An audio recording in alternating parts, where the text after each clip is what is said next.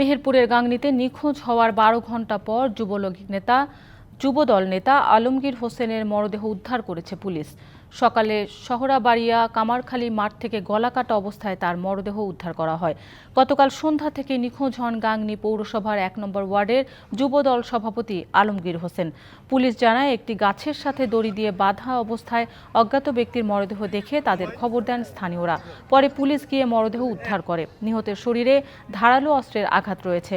ঘটনাস্থলে অজ্ঞাত এক নারীর বরাতে লেখা চিরকুট পাওয়া গেছে।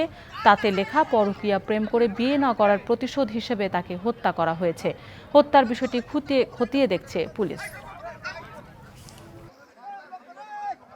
সন্ধ্যার পরে বাসায় ঢোকার পর আমি জিজ্ঞাসা করি যে বাসায় আসছে কিনা, তো ভাবে বললে যখন আসেনি। পরে আমরা 10টা বেজে গেছে, ফোন দিছে, ফোন সুইচ অফ, আরও ফোন দিছে সুইচ অফ, আর 3টা পর্যন্ত আমরা খোঁজাখুঁজি করে পাই নাই। এখন আসতেছি গাংনীতে, যখন বললো যে লাশ পাওয়া গেছে।